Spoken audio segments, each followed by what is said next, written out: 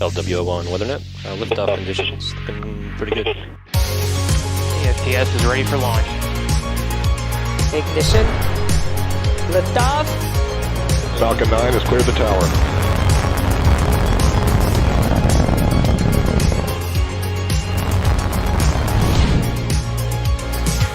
Ten, 9, 8, Side booster ignition. 6, 5, 4, 3, 2, 1.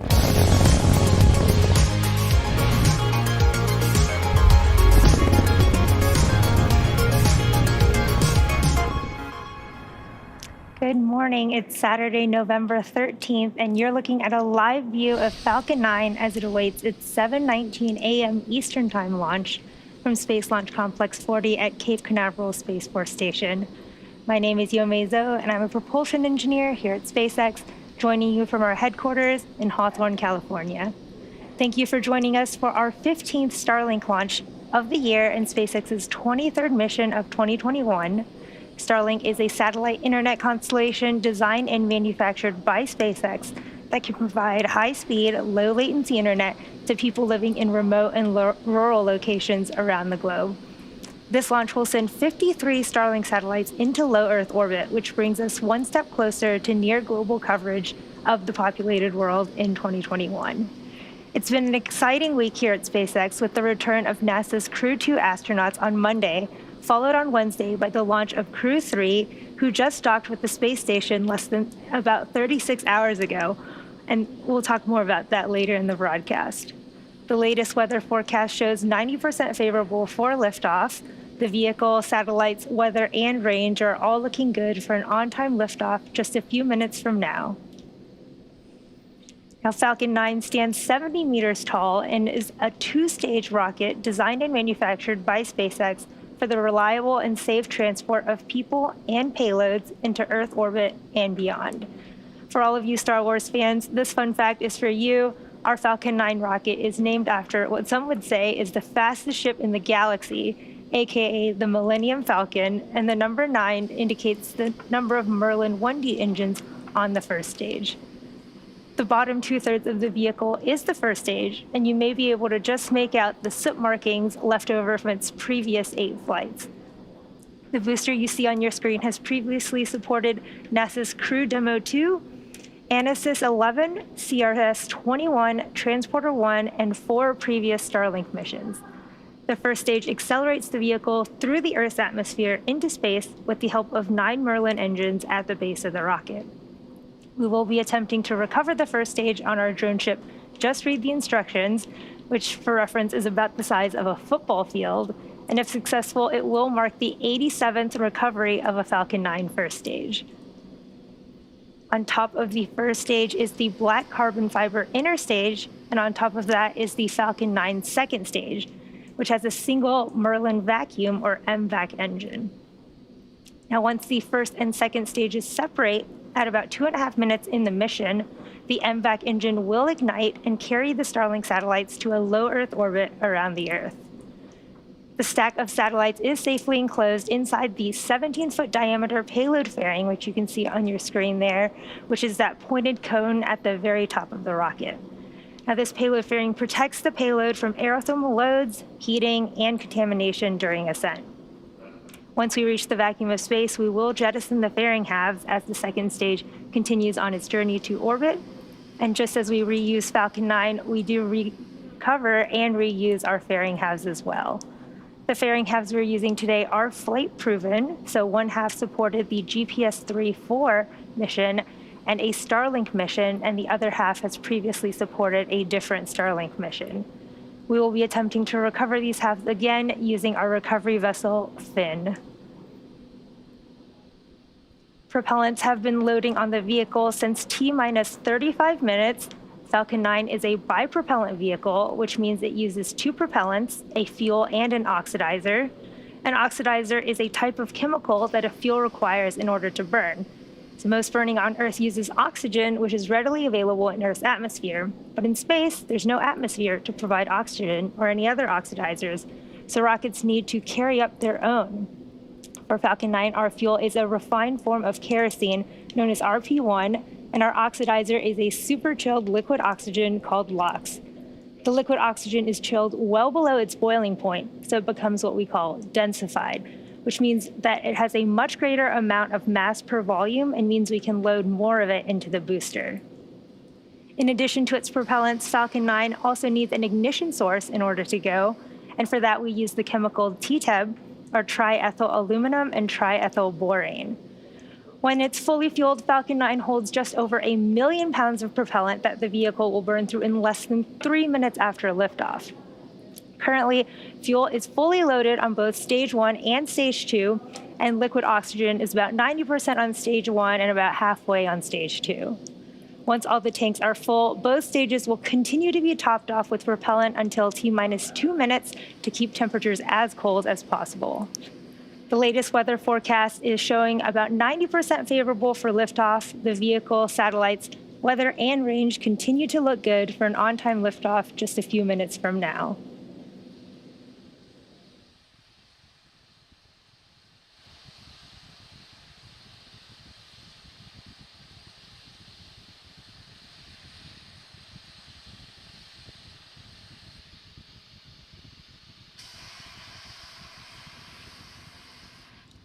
As I mentioned earlier, it's been an exciting week for us here at SpaceX. On Monday, November 8th at 10:33 p.m. Eastern Time, we welcomed Crew 2 astronauts Shane Kimbrough, Megan MacArthur, Akihiko Hoshide, and Thomas Pesquet back to Earth after their record-setting 199-day mission in space, surpassing the previous record of 168 days set by the Crew 1 astronauts. The Crew 2 mission successfully flew 2 international partners and sent a flight-proven Dragon and Falcon 9 to space for the first time for NASA's Commercial Crew program.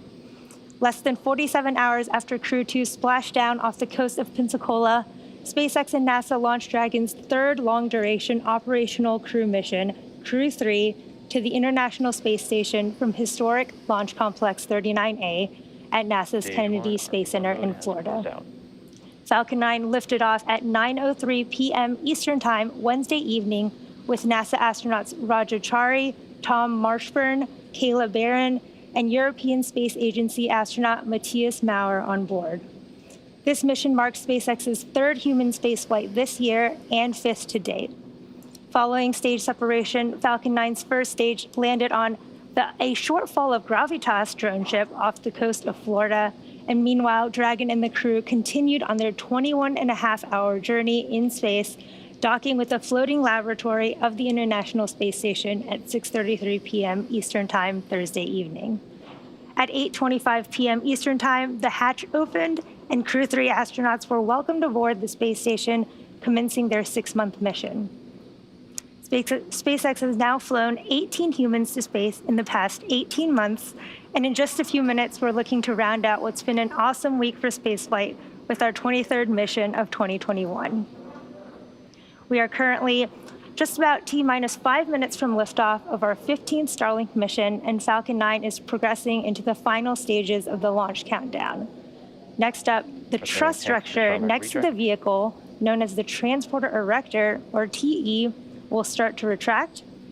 And in preparation for retraction, the TE clamps will begin to open, and then the transporter erector will begin to pull away from the rocket slightly. Then at T-minus 0, hydraulics pull the transporter erector even further away from the Falcon 9 as it lifts off. Now, you can't quite make out the clamps there, but they are right below that Falcon payload fairing, and they should be starting to open. Strong back retract has started. The transporter erector is the structure that provides liquids, gases, electrical connections to the second stage, as well as air conditioning to the payload fairing.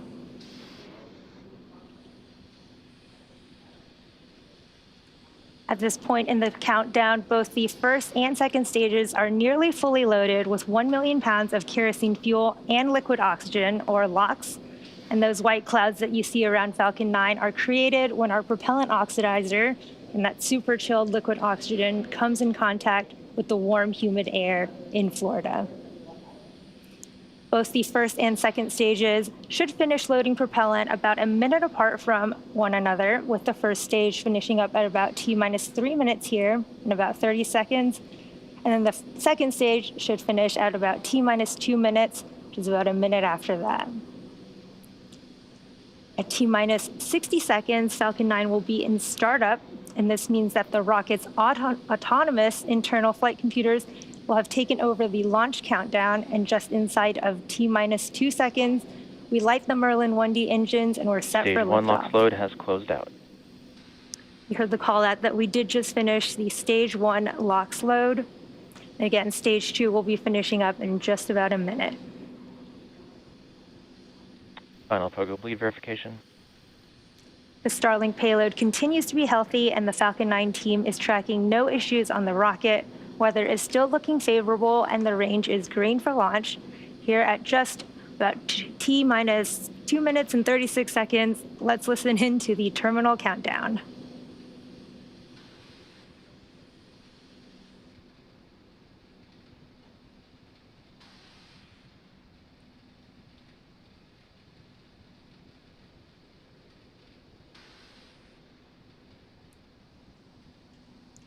Here in just about 10 seconds, the second stage LOX loading should be completing. Looks like a beautiful early morning in Florida.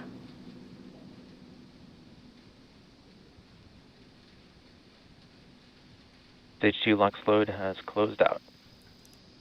Stage 2 LOX loading is now complete. We are fully loaded with propellant on our Falcon 9 first and second stages. And you may have seen those little puffs of white clouds venting from our transporter erector LOX line. This is expected and normal. Again, at T-minus 1 minute here, coming up in 30 seconds, Falcon 9 will be in startup. This means that Falcon 9's internal flight computers will take over the countdown, and our first and second stages will begin pressurizing for launch. Gas closeouts has started. A few seconds after that, you will hear the launch director give our final go for launch, and then we'll be set for liftoff.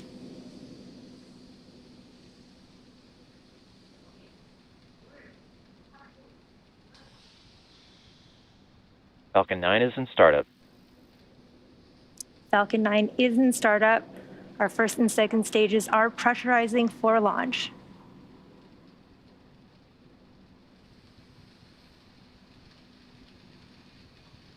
Go for launch. Our launch director has given that final go for launch. All systems are go. Let's listen into the terminal count and watch as Falcon 9 takes our 53 Starlink satellites into orbit. T-minus 30 seconds.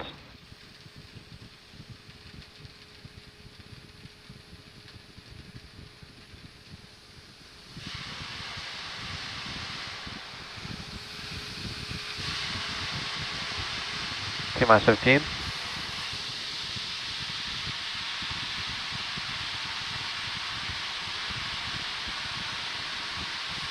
Three, two, one. Liftoff.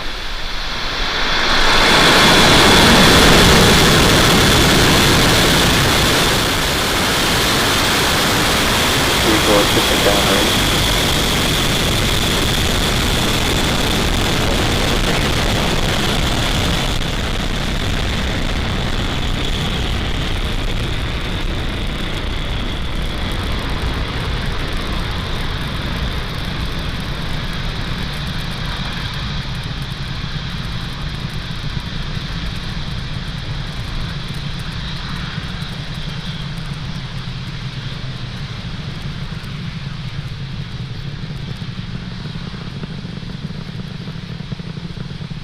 Power range telemetry nominal. What beautiful views from Falcon 9 first as it lifts off from Cape Canaveral Launch Complex 40 at Cape Canaveral Space Falcon Force is supersonic. Station. We are carrying our 53 Starlink satellites to orbit. Moments ago, we throttled our engines down in preparation for max Q, or maximum aerodynamic pressure, which we should be passing through in just a few moments. XQ. We did just pass through max Q, and we will have 3 events happening in quick succession in just a few minutes, which first we will have main engine cutoff, followed by stage separation, and second engine startup 1. So first main engine cutoff, or MECO, is where all 9 of the Merlin 1D engines that you can currently see firing will shut off to slow the vehicle down in preparation for stage separation. And this is where the first and second stages will separate, with the first stage starting to make its way back down to Earth for landing, while second stage continues on its journey to this third event, which is second engine startup 1. And this is where the single MVAC engine on the second stage will light up, and this propels the MVAC, propels the second stage along with our Starlink satellites to their targeted orbit. We're about 30 seconds from main engine cutoff here. You'll want to watch for main engine cutoff, stage separation, and SES-1. They'll happen just a few seconds apart from one another.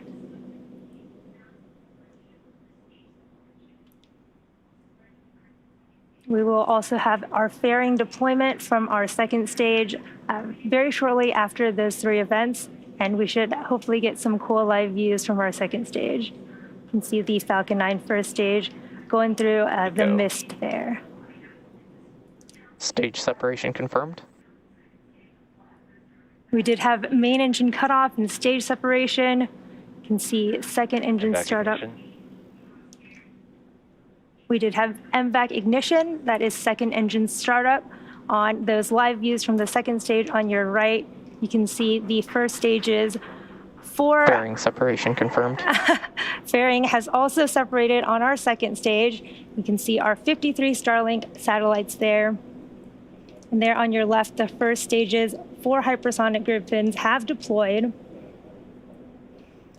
And again, we did have that successful fairing separation, and fairing, SpaceX has now reflown Falcon fairing halves since November of 2019. And again, this was our 3rd flight for one of those fairing halves and 2nd flight for the other half. We'll be attempting to recover those fairing halves again today using our recovery vessel Finn. The stage 2 is heading towards its targeted drop-off orbit for our Starlink satellites, and stage 1 will execute 2 burns in order to make its way back down to Earth. The first is the entry burn, where 3 of the M1D engines Acquisition of signal, Bermuda. reignite.